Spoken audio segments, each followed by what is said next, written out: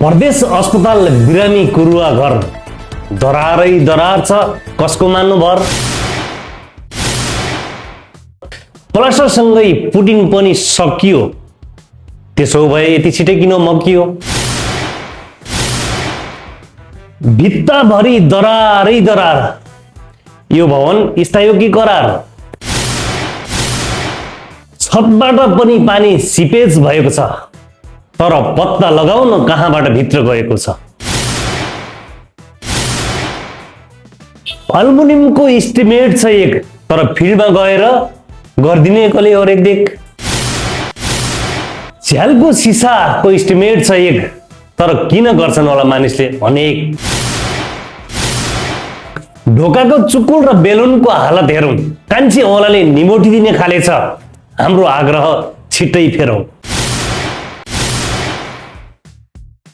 पहिलो भर्याङको छेउ 2 इन्च फाटेर लागेको छ लेउ।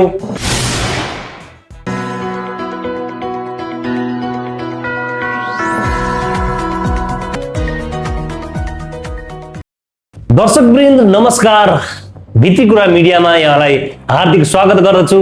म तेज रोकाए। प्रदेश अस्पताल कालागाउँमा निर्माणाधीन बिरामी कुरुवाको भवन बाहिरबाट हेर्दाखेरि झकमक्क छ, चिटिक्क परेको छ।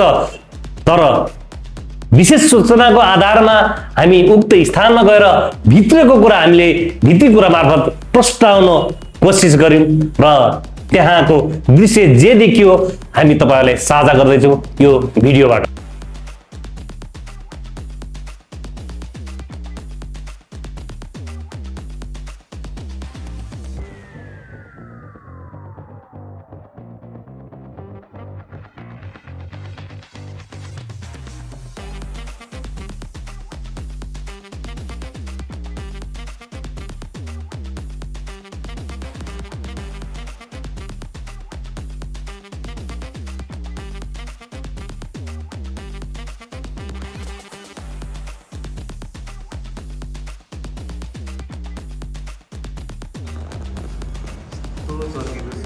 कोही कोठामा पनि एउटामा होइन, म्याक्सिमम कोठामा सर्किन्छ।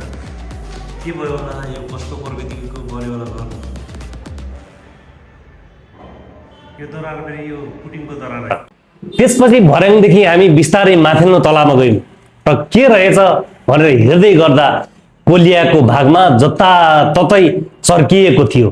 कुनै कुनै ठाउँ त संयोगले हुन्छ, तर सबै भागमा चर्किनु यो धेरै समस्या भएको पाइयो। अब कोठा कस्तो छ भनेर भित्र पसेर हेर्दा त झनै कोठाभरि नै चर्किएर दरार आएको छ। यो त भएन है भन्दै कर्मशः अर्को कोठा गर्दै सबै कोठा हेर्दै जाँदा त सबै कोठा नै चर्किएको रहेछ।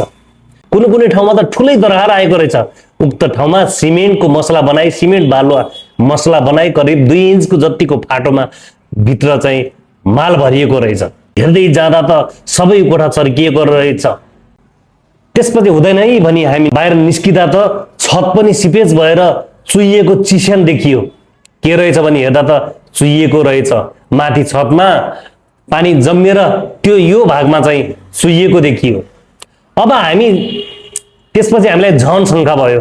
अब हामी झ्याल ढोका कस्तो रहेछ भन्दै हेर्दै ढोका खोल्न जाँदा हात बेलुनमा गयो। त्यति ठुलो 7 फिटे करिब 7 फिटे ढोकाको बेलुन त 4 इन्चको सानो टोयलेटमा लाउने जतिको पनि रहन्छ। यति पातलो थियो कि कान्छी औँलाले पनि हामीले बेलुनलाई भाँचिदिने जस्तो रहेछ। यो हेर्नुहोस् बङ्गिएको छ।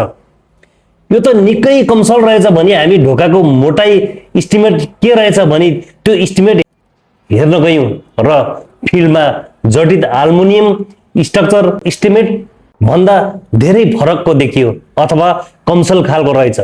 अनि जति हेर्दै गयो उति नै फल्टहरू भेटिँदै जाँदा हामीले इन्जिनियरसँग सोद्धा यस्तो भन्नुभयो, मेरो भन्दा पहिला अर्कै इन्जिनियरले हेरेको साइड हो, म यसलाई पास गर्दिन, बरु सबै सामानहरू म फिर्ता गर्न लाउँछु, सबै चेन्ज गर्न लाउँछु भन्नुभयो। र त्यसपछि हामी फर्क्यौँ। हामी भन्छौँ, सचेत गराउँछौँ, कमसेकम तपाईँ सरकारवाला निकायले पनि एकपटक निरीक्षण गरियोस्। एकपटक निरीक्षण गरिएको भए त यो समस्या पहिल्यै सल्भ भइसक्थ्यो। तसर्थ सम्पूर्ण जिम्मेवारवाला निकायको समयमै त्यसतर्फ ध्यान जाओस् र जस्तो अवस्थाको इस्टिमेट थियो त्यो दुरुस्त बनाइयोस्।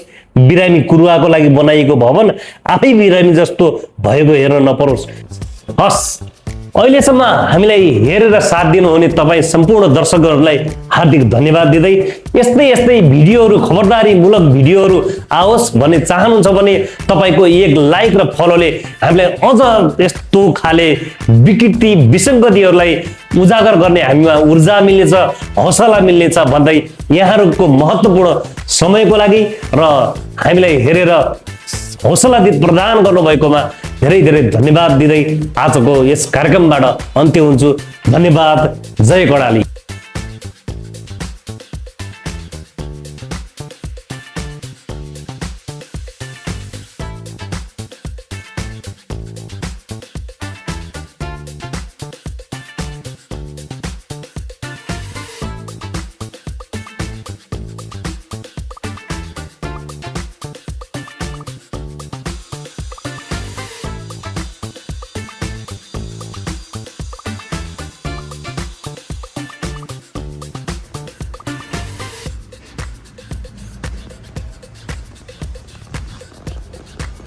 तो स्वर्गीय खोइ कोठामा फेरि एउटा होइन म्याक्सिमम् कोठामा स्वर्गीय के भयो होला, यो कस्तो प्रगतिको गऱ्यो होला घर यो जरा फेरि यो पुटिङको जरा